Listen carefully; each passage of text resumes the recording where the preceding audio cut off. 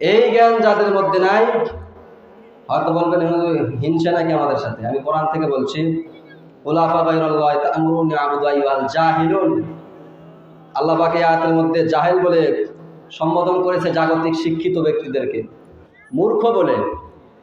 এই জন্য আপনাদের সামনে এলেমের মর্যাদা, অর্থাৎ ধর্মের এলেম এবং এই ধর্ম জ্ঞানে যারা জ্ঞানী হবে তাদের মর্যাদা আল্লাহর কাছে কতটুকু, এই সম্পর্কে আজকে আলোচনা করব। তো হুজুর, আমরা তো আর আলেম নয়, আপনি আমাদের সামনে সে আলোচনা করে আপনার লাভ কি? প্রথমত, আমরা এই এলেম শিক্ষা করে, এলেমের মর্যাদা জেনে, আলেমের মর্যাদা জেনে আমরাও এলেম অর্জনের জন্য আগ্রহী হব, নচেত আমাদের পরবর্তী প্রজন্মকে আল্লাহর জ্ঞানে জ্ঞানী করার জন্য, প্রকৃত জ্ঞানে জ্ঞানীবান করার জন্য নিয়ত করব ইনশাআল্লাহ। ধরে বলেন ইনশাআল্লাহ। এই জন্য বিষয়টাই উপস্থাপন করেছি। সাথে সাথে যে বিষয়ের উপরে আমি আলোচনা করতে চাচ্ছি, কোরআনের জ্ঞান, ধর্মজ্ঞান, এই এলেম থাকলেই আপনি শিক্ষিত হতে পারবেন এবং সম্মানিত হতে পারবেন। পৃথিবীর কোনো মানুষ কি বেজ্জত হতে চায় না সম্মানিত হতে চায়? সম্মানিত হওয়ার মাপকাঠি যিনি সৃষ্টি করেছেন, তার মাপকাঠি হলো সম্মানিত হওয়ার মাপকাঠি। ধরে বলেন ঠিক কিনা? এছাড়া আর কোনো মাপকাঠি নাই। সেই সম্পর্কে একটা আয়াত করেছি এবং হাদিস পড়েছি। আমি প্রথমেই যদি সুযোগ না পাই, এই জন্য আয়াতের অর্থটার হাদিসটা বলে দিচ্ছি। আয়াতটা হলো সূরাতুল মুজাদালাত, 28 নম্বর পারার প্রথম সূরা, 11 নম্বর আয়াত। আল্লাহ পাক বলছেন, ইয়ারফাইল্লাহুল্লাযিনা আমানু মিনকুম, আল্লাহ will এক্সাল্ট those who believe among them, among you, তোমাদের মধ্যে যারা ঈমান এনেছো আল্লাহ পাক তাদেরকে অনেক মর্যাদা দিবেন। বলেন সুবহানাল্লাহ। ঈমান আনলে মর্যাদাবান হওয়া যায়। কথাটা কার? পৃথিবীর যত ঈমানদার ছাড়া অন্য অমুসলিম রয়েছে, এরা আল্লাহর কাছে মর্যাদাবান হতে পারবে? আল্লাহর ভাষা তারা মর্যাদাও নয়। জগতের যত ডিগ্রি আছে সব অর্জন করলেও হতে পারবে। শুধু এতটা আগে বুঝে নেন ঈমানের কেমন মর্যাদা হয়। আল্লাহ রাসূল সাল্লাল্লাহু আলাইহি ওয়াসাল্লামের চাচা রাসূলকে এসে ভাব নিয়ে বলতো, হে মুহাম্মদ, তুমি নতুন করে ইসলাম নিয়ে আসছো, কাবা ঘর আল্লাহর ঘরে তো আমরাই দেখাশোনা করি। হাজিদেরকে, বিশ্বের যত মানুষ আসে তাদেরকে আমরাই আপ্যায়ন করি, গৌরবের জন্য বলতেছে। আল্লাহ পাক সূরা তাওবার মধ্যে আয়াত নাযিল করলেন, আজালতুম সিকায়াতাল হাজ্জি ওয়া ইমারাতাল মাসজিদিল হারামি কামান আমানা বিল্লাহি ওয়াল ইয়াউমিল আখির। ইয়া রাসূলুল্লাহ, ইয়া হাবিবাল্লাহ, যারা ভাব নিয়ে কথা বলেন, আমি এত মসজিদ বানিয়ে দিয়েছি, এতগুলো মসজিদ তৈরি করেছি, আমরা কাবা ঘর নির্মাণ করেছি, আমরা হাজিদেরকে পানি পান করাই, এই সকল ইবাদতকে একজন ঈমানদারের বিপরীতে উল্লেখ করে পৃথিবীর প্রত্যেকটা এলাকাতে যদি মসজিদ করে দেয়, তার মধ্যে যদি যথাযথ ঈমান না থাকে, একজন ঈমানদারের সমান কোনোদিন ওই ব্যক্তি হতে পারবে না। সুবহানাল্লাহ। পৃথিবীর সব মসজিদকে এক জায়গা করলেও একজন ঈমানদারের মতো হতে পারবে? আজালতুম সিকায়াতুল হাজ ওয়া ইমারাতুল মাসজিদিল হারাম, কাবা ঘর নির্মাণ আর হাজিদেরকে পানি পান করানো, একজন ভ্যানওয়ালা, রিকশাওয়ালা ঈমানদারের সাথে তুলনা করছো? পৃথিবীর সকল মানুষকে এক জায়গা করলে একজন নিম্নমানের মুমিনের সমান হতে পারবে না। সুবহানাল্লাহ। জোরে বলা যাবে সুবহানাল্লাহ। একজন ঈমানদারের মর্যাদা আল্লাহর কাছে এত দামি। সুবহানাল্লাহ। ঈমান ছাড়া জগতের যত ডিগ্রি থাকুক না কেন, চাইলে না পয়সারও কি নাই দাম। কথাটা হুলহুলিয়ার ইমাম সাহেবের না কার? আল্লাহ। তাহলে এখানে আয়াতের মধ্যে আমরা যেটা প্রথমে পড়লাম, আল্লাহ will এক্সাল্ট those who believe among you, তোমাদের মধ্যে যারা ঈমানদার, ঈমান এনেছো, আল্লাহ পাক তাদেরকে মর্যাদা দান করবেন। এরপরে আল্লাহ পাক বলছেন, ওয়াল্লাযীনা উতুল ইলমা দারাজাত, and those who have knowledge to high rank, এবং তোমাদের মধ্যে যাদের জ্ঞান রয়েছে আল্লাহ পাক তাদেরকে হাই র্যাঙ্কে তুলে দিবেন, বলেন সুবহানাল্লাহ। এই আয়াতের উপরে আজকের তাফসীর হবে। তাহলে সরল অনুবাদ হলো কি আয়াতের? সূরাতুল মুজাদালাতের 11 নম্বর আয়াত, যার অর্থ হলো যাদের ঈমান আছে তাদের অনেক মর্যাদা। ঈমান আনার পরে যাদের ধর্মের জ্ঞান রয়েছে, কোরআন হাদিসের জ্ঞান রয়েছে, এখানে বহু বচনের শব্দ প্লুরাল ব্যবহার করেছেন আল্লাহ পাক। দারাজা তুলতে তুলতে এমন মর্যাদায় নিয়ে যাবে যেই মর্যাদায় পৃথিবীর কোনো মানুষ যেতে পারবে না, বলেন সুবহানাল্লাহ। আজকে আমরা হুজুরদের দেখলেই চোখের বিষ, কথা তো সাইজ সুইচ নাই, ঈমান কখন বের হয়ে যাচ্ছে কোনো হিসাব নাই। এই জন্য আমি এগুলো বিষয় নির্বাচন করেছি আলোচনার জন্য, যাতে ঈমানটা কমপক্ষে ঠিক থাকে। এরপরে এই আয়াতের তাফসীরে একটি হাদিস বুখারী শরীফ থেকে আমি পাঠ করেছি, মান ইউরিদুল্লাহু বিহি খায়রান ইউফাক্কিহু ফিদ্দীন। When Allah wills good for a person, যখন আল্লাহ পাক যখন কোনো ব্যক্তির ভালাই চান,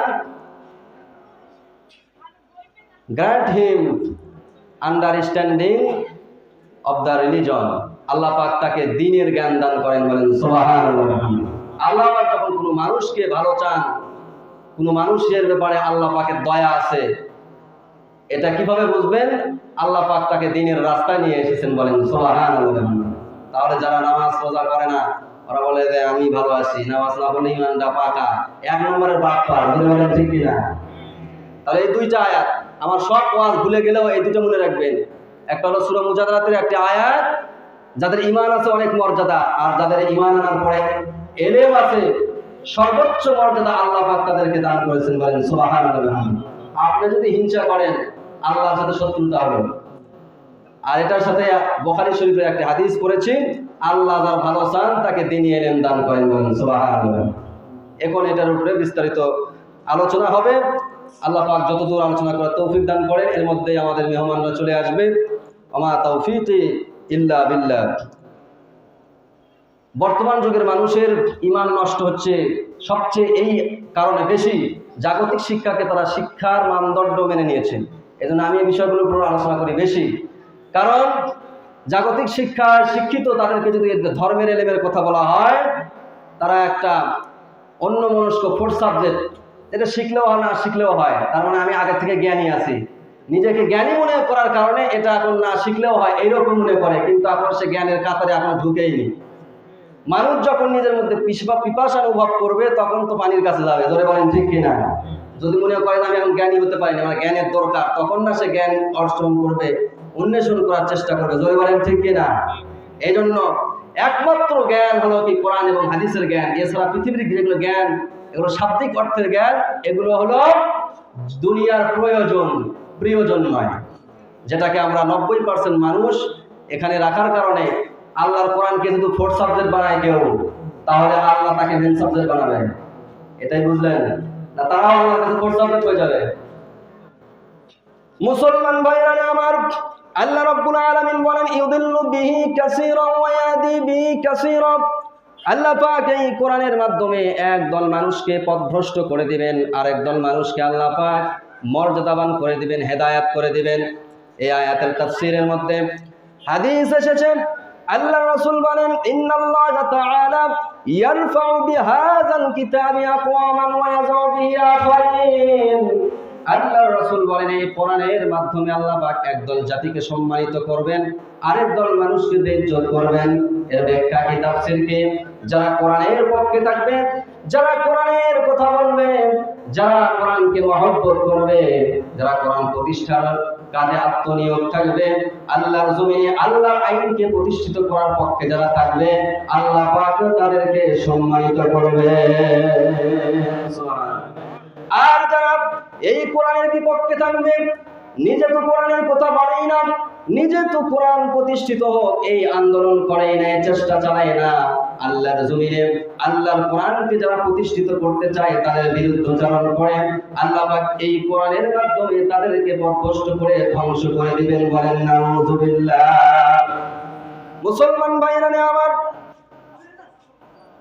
এই কোরআনের কারণে একজন মানুষের দাম কি পর্যন্ত উঠে যায়, একটি ছোট্ট ঘটনার মাধ্যমে আজকে আপনাদের সামনে উপস্থাপন করে আমি শেষ করে দেব আমার পয়েন্টটা।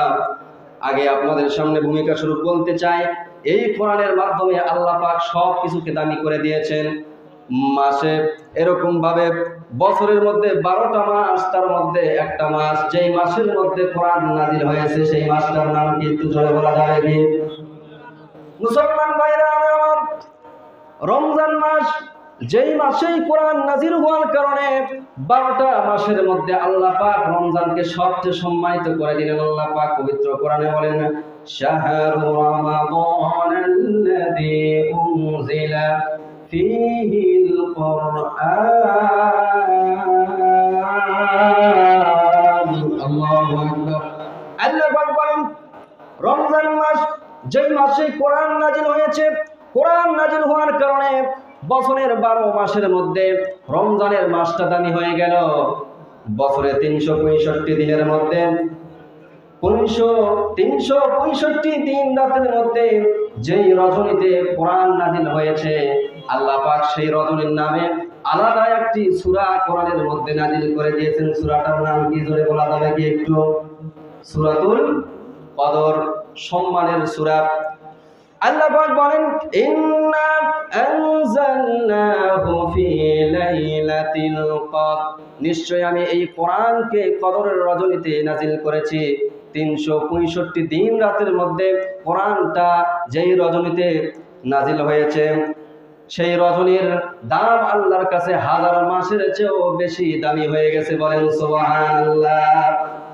মুসলমান ভাইরা আমার, এরপরে কোরআনটা যেই মানুষের উপর নাজিল হয়েছে, পৃথিবীর সকল মানুষের মধ্যে আল্লাহর পরে যত মাখলুক রয়েছে, সকল মাখলুকের মধ্যে আল্লাহ পাক কোরআনের বরকতে সেই নবীর দাম পৃথিবীতে সবচেয়ে বেশি দামি বানিয়ে দিয়েছেন। বলেন সুবহানাল্লাহ।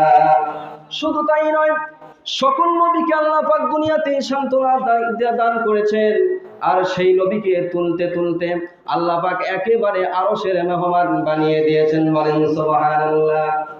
আরশের মেহমান করেছেন আল্লাহ, কত শান কত মান মোর কামলিওয়ালা। আল্লাহু আকবার।